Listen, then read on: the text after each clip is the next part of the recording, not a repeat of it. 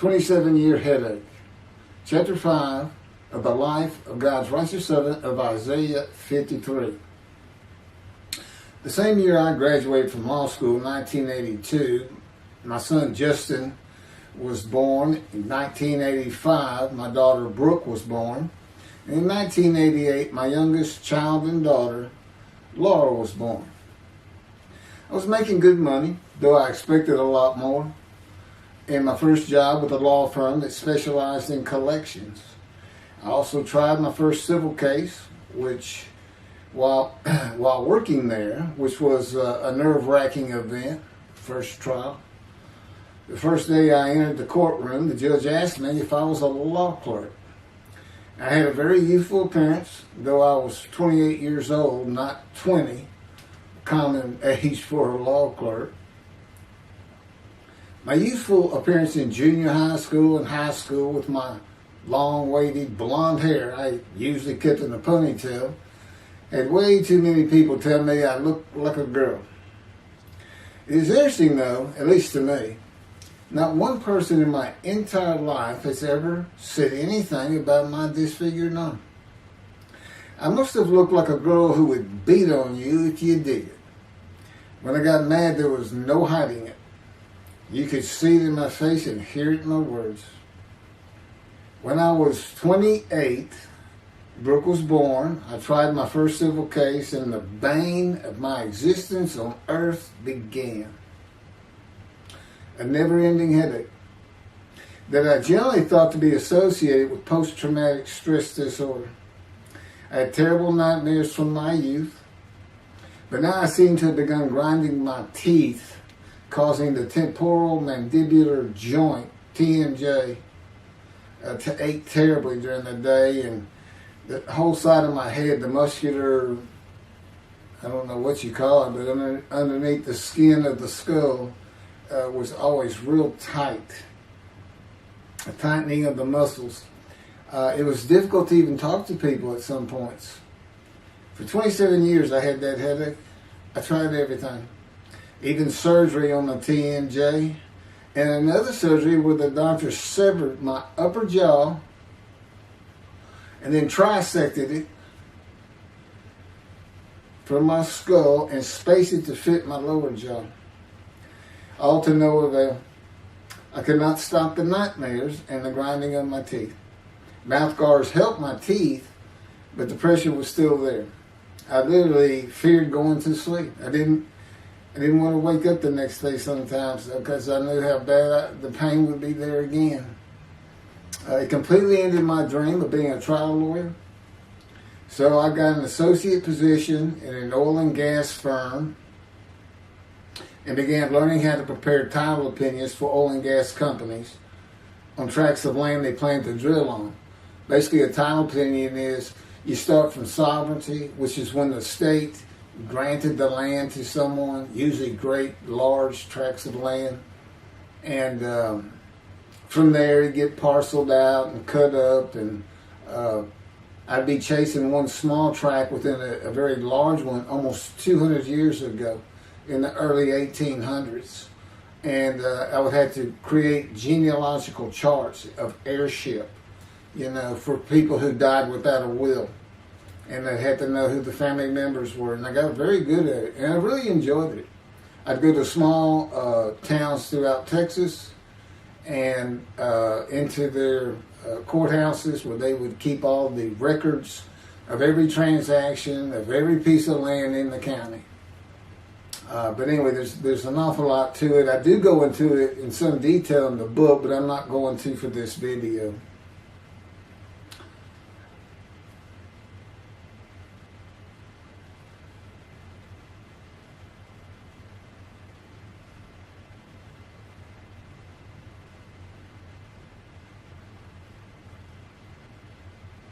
Eventually, I had my own firm.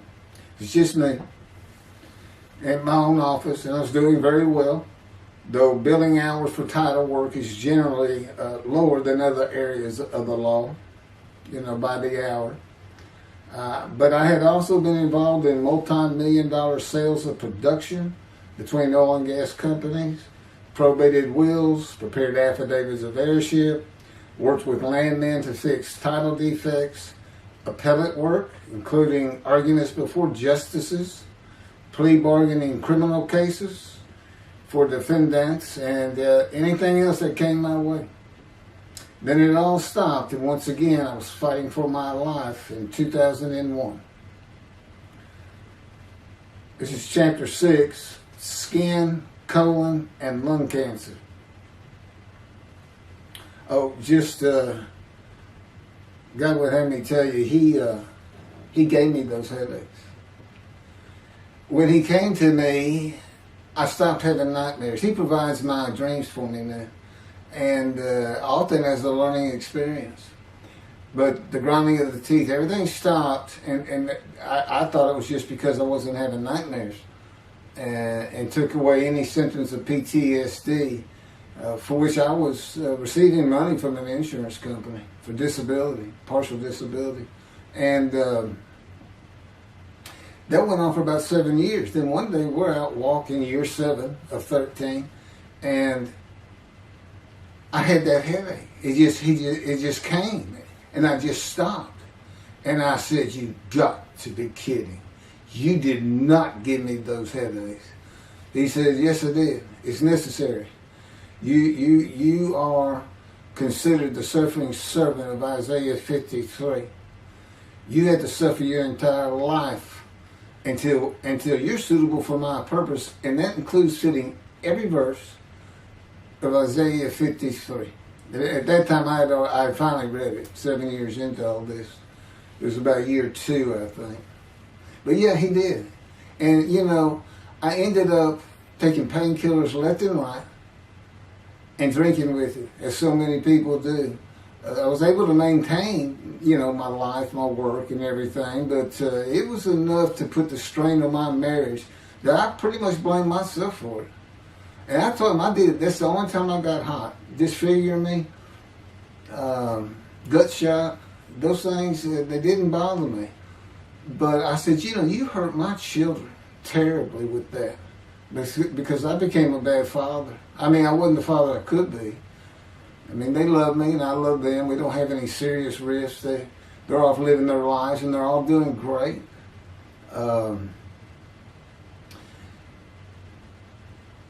But if they consider themselves anything, they're Christians. And although I don't think any of them are overtly religious, or that they're in church every Sunday or anything like that, but when I started going to the conservative synagogue here in town, and I told them I was converting to be Jewish, they're pretty much just saying I would be a Jew, I guess. I'm not sure, or that I didn't believe in Jesus was probably more of it, God says. But really haven't talked to them much at all in 7 or 8 years. But anyway, so God gave me the headaches just to make sure.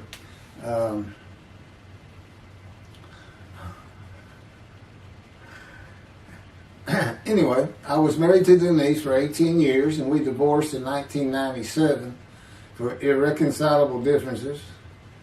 We agreed that she maintain custody of the children.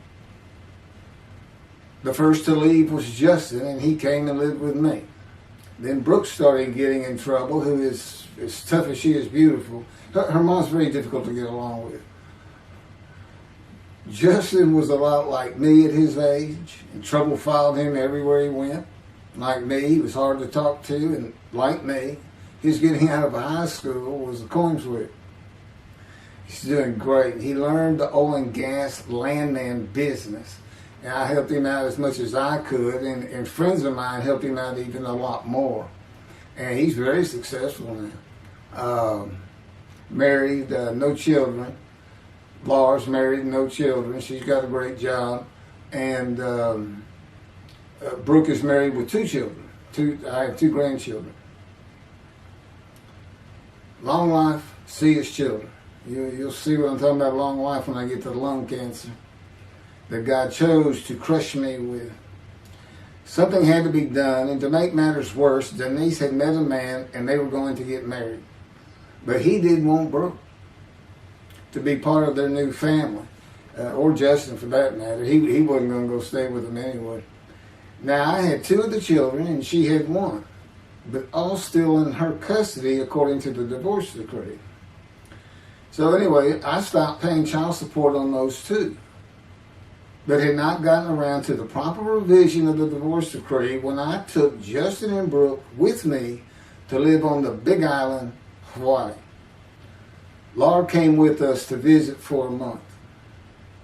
This oversight on my part resulted in Denise and now her 3rd husband filing papers in divorce court for past child support for all 3 children, for the time I had begun paying her 1/3 of the original amount. I represented myself. I had won contempt of court and was locked up for a day, but I never had to pay that money. By verbal agreement, I sent Laura back exactly 1 month later. I could not leave her out, and I wanted her to see where her brother and sister would be living. They were all so close and protective of each other, and still are to this day. And she was so sad. One of the hardest and emotionally painful things I have ever done was put her on the plane back to Houston. I can't think of anything else. The backdrop to moving to Hawaii was my firm was in dire need of new work. But the oil and gas industry was down. It's always up and down. And my clients were not drilling.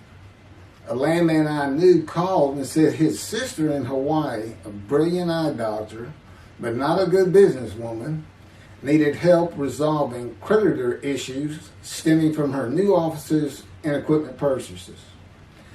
I told him it was a good time for me, as things were slow, and who's going to turn down a free expense trip to the Big Island, Hawaii? So I went and took care of everything without charge, but of course everything was paid for. When I came back to live in Hawaii at the urging of the doctor that I had helped, who did not like the look of an abrasion on my chest, and it had been there for years, I was examined by a friend of hers, and it was cancer. I don't remember what the doctor called it. He removed it in surgery with a 6-inch diameter circular cut, and it was not malignant. I could practice in just about any area of the law, and all I had to do was pass the Hawaii bar exam, one of the toughest in the nation. While studying for the bar, my body, all at once, in a moment, told me something bad was wrong with me. I had been running, swimming, riding my bike everywhere I went, letting Justin have the car, and had been feeling good and strong. In a moment's time, I was weak and sick while grocery shopping, and there was a pain in my belly and my abdomen. I did not know it, but a large tumor in my colon had burst through my colon, and I was bleeding internally. I did not go to a doctor, which I guess is my nature. That, and I did not have medical insurance. Anyone asking for help, asking anyone for help unless things were at a critical stage, such as a bullet wound, was something I couldn't do. There's all kinds of personality disorders. I thought surely it would pass, and decided to just give it time and bear up to the abdominal and belly pain. I continued studying and took the Hawaii bar on Oahu and Honolulu in the summer of 2001. I had lived in pain for so many years from my headache, and passing the bar was so important. I just kept going day by day. Pain was getting worse, and but I kept exercising. It was the only time I didn't focus on the pain. I had always been a fast healer, and I thought in any day it would just go away. I finally could no longer take it. Brooke, it turns out, was in Houston visiting with her mom, and I left Justin at our little, we called it the Little Green Shack. There wasn't much to it. We weren't there very often, really, except to sleep, and went to Houston to find a doctor for diagnosis, staying at my parents' townhome, which is where I'm at now.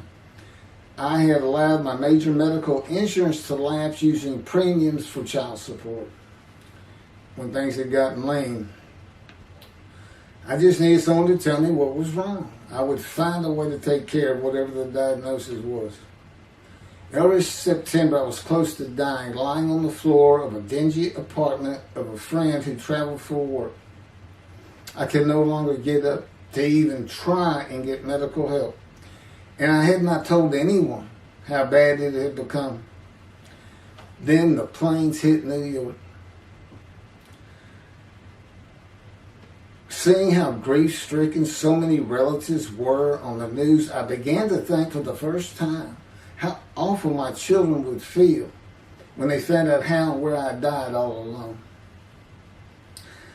So I asked my father, again, it's hard for me to ask people for things, for the money to pay for a colon examination that had been suggested by a doctor at one of those clinics you find in a strip mall, the only places I could afford. The doctor who performed the colonoscopy finally found what was making me so ill and unable to eat. A malignant tumor 6 to 8 inches long that had burst through my colon, and I was bleeding internally. You know, I come out of anesthesia, partial anesthesia, and he's holding this picture, and there's this great big purple blob, and he says, I couldn't get the scope past this. It's not a good way to wake up. To say it crushed me in my life is an understatement. The pain, the weight loss, inability to eat, all I could do was drink calorie drinks. Began about 4 months before the colon examination. That was 4 months of sheer pain. But as it turns out, I did pass the Hawaii bar exam. It was now early October 2001. The doctor told me, look, you don't have insurance. Go to Bentop Hospital. That's the hospital I went to when I got gunshot. I prefer gut shot. It sounds better. Yes, man. And he gave me the pictures from the procedure showing what he could not get the scope past. Just shaking his head and saying, you should have come in much earlier. So I went to Bentop thinking I was here in 75 on October 5, dying, but I did survive. And here I am again on the first week of October 2001. I showed the pictures to the admitting nurse. Instead of them sending me to the waiting room, she just looked at me and she said, this is a public hospital. I mean, you can wait all day long to have a cold check. She looked at me and said, why did you wait so long? And how are you still alive? And I told her, I have no idea. She did not send me to the waiting room, but had an orderly take me immediately to a room. There they hooked me up to a morphine machine where I could hit a button at a time interval I can no longer remember and receive a small dose. I do know I never missed one. I was very depressed, and my parents who waited in that line for admittance with me looked so sad and depressed. It was not one of my better days, though I finally had some pain relief. Day after day, I lay there waiting for the next test they would run. It was during this time I received notification that Denise had filed papers in the divorce court to recover monies for the time I was taking care of 2 of the children. It's also when I received notification from Hawaii that I had passed the bar exam. So, Bentop Hospital, what a lifesaver. I mean, young surgeons in like Baylor University, the medical schools, it's a prime position to get your hands on if you're going to be a surgeon, because you're in surgery all day long and all night long. As long as you can stand up, they're bringing people in. It's just a real hot spot in Houston and a great hospital, but it's not a place you want to stay. You really don't. My doctor would come in and be out so fast I never knew what was going on. He did tell you my previous surgery to my abdomen, where they opened me up from stem to stern, complicated removal of the tumor. On October 25, my son's birthday, who was now stuck in Hawaii, They cut me open again and removed the tumor. It was about a week or so later, I was released with a schedule for chemotherapy. I returned to the dingy apartment all alone, and I just stared at the television for weeks. I did, and chemo was so depressing for those who had to go into it. A small room with big chairs for about 20 people who all looked like death, including me. Everyone with an assortment of bags of chemo dripping into our arms for hours. It took about 8 hours before I really got sick from it. And I had to park a long way to avoid paying for parking and drive a long way to the apartment. It was a very gloomy fall and winter. When I completed my chemo of once a week for 6 or 9 months, more tests were scheduled. I do not remember how many months the chemo lasted. I do remember I did not finish, missing the last 3 sessions. At the end, I could not get out of the door without bursting into tears and just not go. It just wore me down to nothing. On the bright side, it was my door. I had my own apartment called the Loft. It was brand new and very nice on a bayou close to downtown Houston with a running trail alongside it and lots of woods near Memorial Park where I had been running a 3-mile circuit since high school. I returned to Benton for follow-up tests, including x-rays of my chest, and the colon cancer had not returned then and to this day. The chest x-rays were another matter entirely. The doctor told me he had bad news and showed me the x-rays telling me the white spots I was seeing was cancer. They were everywhere. Lungs full of cancer, he said, at a stage I could not be treated with any success. My dad was with me, and I asked the doctor, well, what does that mean? And when he said you need to prepare for death, the look on my father's face was so sad and hurt at the same time I'll never forget. And we've been through some tough things in this house. Every house we've been in. It didn't affect me one bit. I did not feel anything.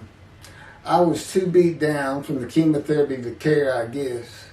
God tells me I had a lot to do with that. And in fact, I just, no matter what they said, I didn't think I was going to die.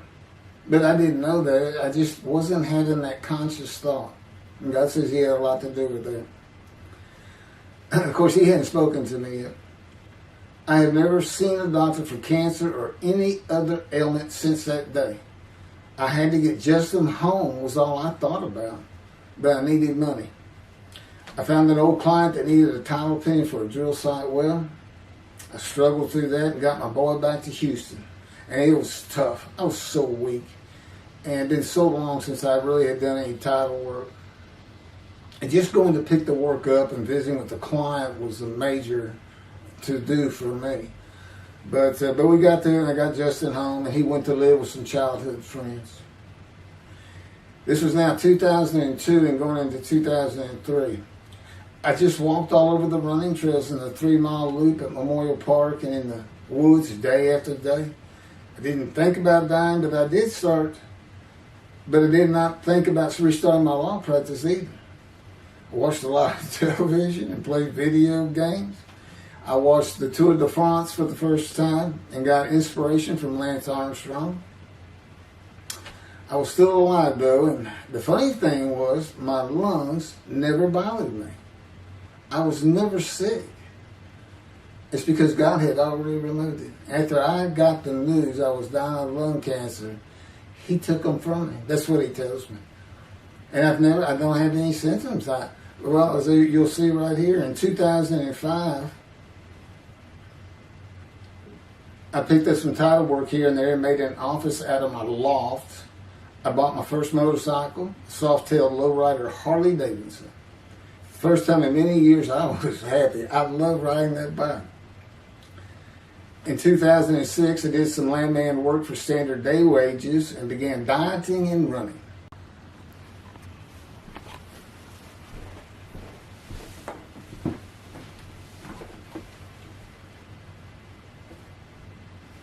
Once once again, my camera only goes for 29 minutes and 59 seconds, and I'm going to back up just a little bit.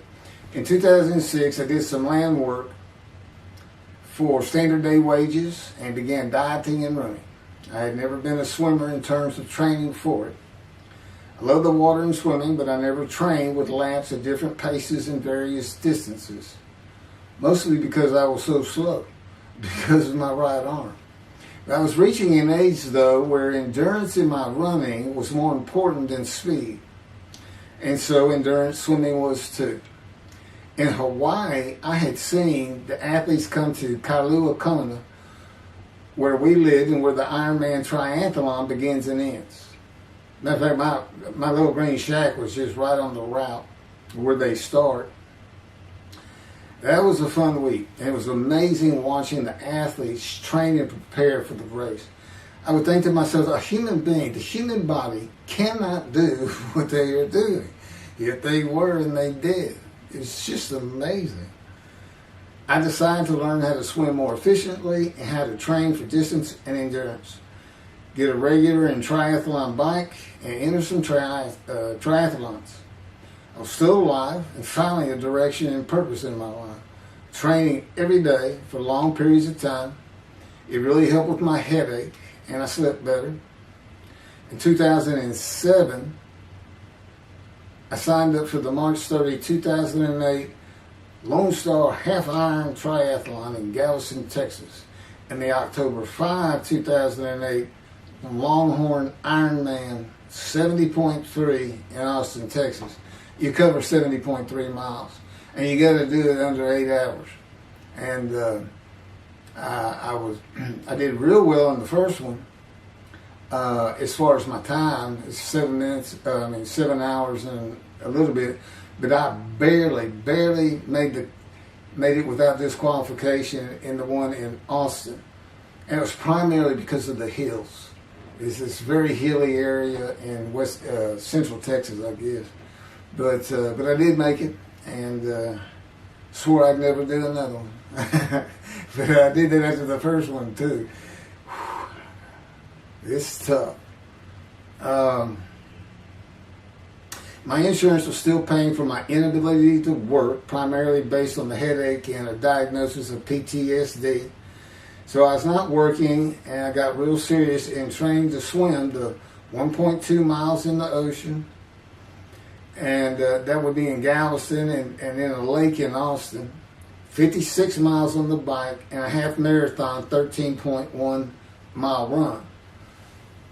That's what I was able to do with a diagnosis in 2001 of lung cancer that could not even be treated, stage 4.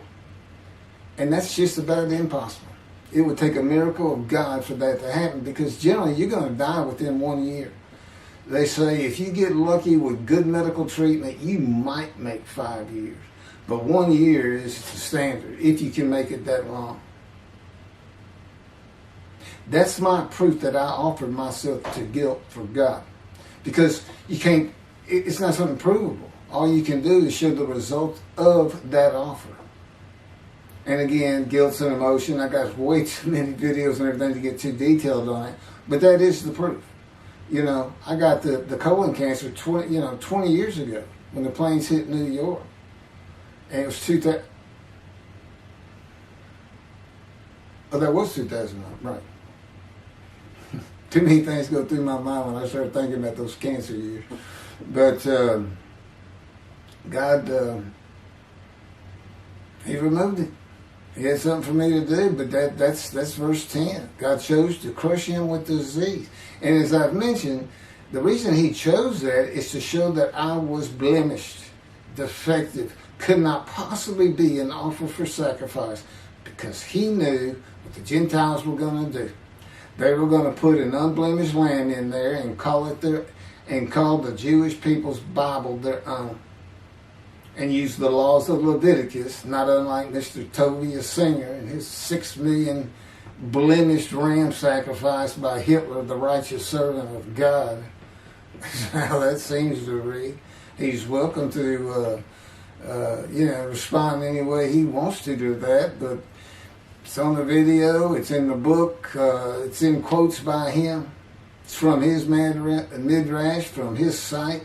And he said, share this with everybody. Everybody can take it and just share how great my knowledge is. Well, it's lacking in some areas. There's any question he's an intelligent man. But his reasoning capabilities, in my opinion, at least as to Isaiah 53, are severely wanting. I am that man.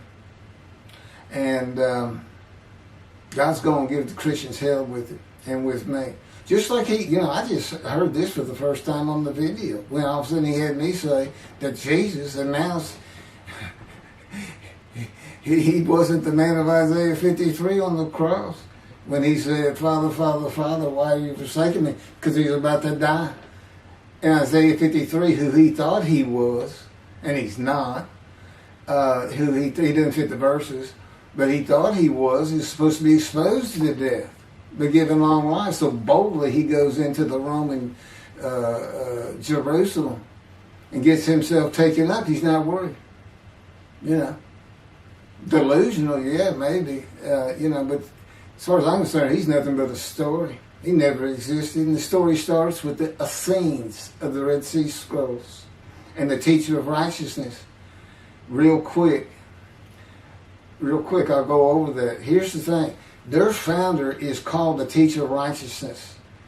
Okay? They were great followers of Isaiah. They had the great scroll of Isaiah. They're prolific writers and copyists.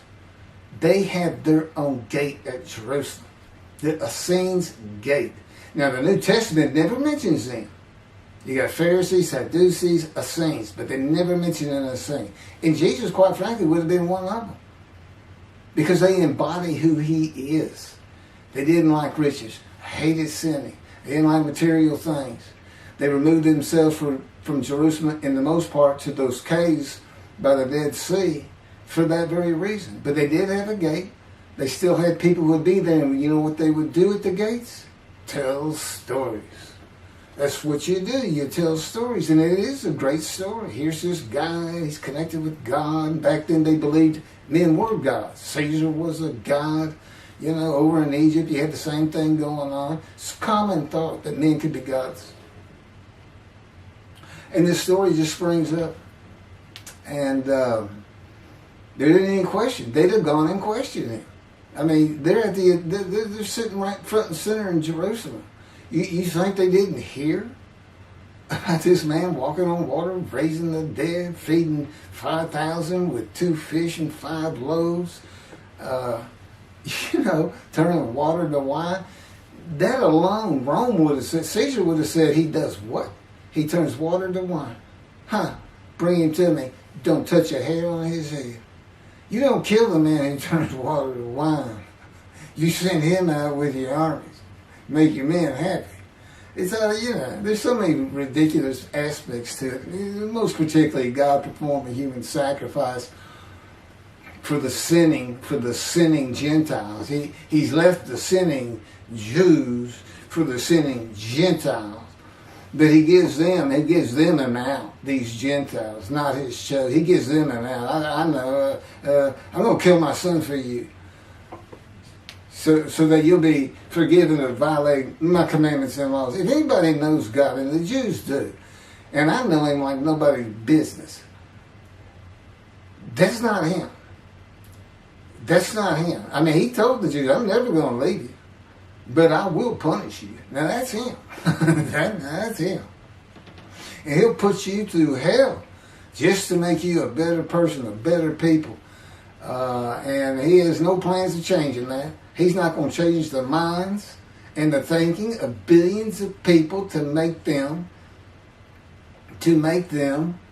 love the Jew. He's just not going to do it. And the practicality is he didn't create man for him to even be able to do that. Now, he could have created humanity where he could do that. He could change the mind of everybody at the same time. But I'll tell you on this, he's been working on my mind for 13 years. It is one brutal cop bump. It's a very one-on-one affair. Now, he says, I could just kill everybody. I mean, that's easy enough. That's easy. I just kill everyone, but He said, that's not, it's all about this. You got to know how to read the Bible. It's written for antiquity first, in the Dark Ages, and then the Age of Enlightenment. I mean, basically he's saying you've got to go back over it. You've got to check these guys. You've got to check Rambam and his speech. God's going to make the world speak Hebrew. Or, they will be of a pure speech. You got to check some of this stuff. And I read Rashi's, I went through his Isaiah 53 Midrash, and all I can say is very unimpressed. I've seen what he has to say in Malachi. He didn't pick up on any of this. He didn't know what the angel of the Lord is, the angel of the covenant that you desire. He doesn't know how Moses goes by a burning bush that's not consumed. The angel of the Lord is in there, and God speaks. I do. To me, it's just like, well, you just get some basic concepts, and all of a sudden, and quite frankly, it'll open up the scripture to the Jews. They can put the Talmud aside for a little while. But I will say this. God says, if you can study it, study it. There's all kinds of great things in it. Just be real careful about what you teach from it. And it's useful for heaven. If you like to talk about Talmud as a scholar with other Jews who may very well be in a scroll of remembrance with you, you can meet up with them. You'll see them in the meeting places, have them over to your room. Y'all can watch the new earth being created and the new peoples of God chosen, and watch the evolution of the chosen people. And humanity, the same as this one. God says, why would I change it? Why would I change it? When I did it, it was perfect. And you can tell Mr. Singer that the evolution that he's talking about, where all of a sudden the world's going to love the Jews, been going on for over 3,000 years, and it hadn't even. And today, anti-Semitism's up, and David is here. It's not going to happen. Thank you very much. I will be doing. Was that 5 and 6? Yeah, that was 5 and 6. Now the book picks up at chapter 7. It's on a video when God first speaks to me. And it's very interesting. And we'll still be putting some videos out. But I've pretty much covered all the major material. Everything from Isaiah 53 and the day of the word, Lord. There's a few more things. And it's a better read than it is a video watch. But, for those who like to read. But it's covered very well in these videos. And now that I've put the personal part in, which is to show how I fit Isaiah 53, and you see the difference in my life. Now that's a life of suffering. That's a life of pain. That's a life of familiar with disease. They say, gee, well, he died on the cross. He was scourged. He was scourged and this and that. Do you know how much he suffered in his life? I mean, he's not even in the conversation as a man of suffering. He's not in the conversation. Thousands and thousands and thousands of people died horrific deaths back then and by crucifixion. He's not the only one. This is descriptive of a man in his life. So you can find him, identify him. And what did he do? He never suffered. He was never sick, ever, until the last day of his life. He's 30 years old and he's got one day but under his belt of pain and suffering. To me, you're not even in the conversation. I mean, that's nothing. That's not him suffering. That's just, he had a bad death, sorry. You got whipped first. You got whipped. One gospel says the scourging was an open-handed slap to the face. Now, the other three do say scourge. But then and then every movie you see, he's carrying that cross. He's all whooped up and bleeding, this and that. He carries the cross in one gospel only. In the other three, it's carried for him. And then he's on the cross, and what does he do? Father, Father, why have you forsaken me? And then the gospel says, one of them, and then he gave up the ghost. He gave up and died. I laid in the back of an ambulance for 8 hours, doing everything I could in my power to stay alive. Just gave up the ghost. There's another video where we make that a little bit more humorous. Anyway, thank you for listening, and I guess that's it. Thank you.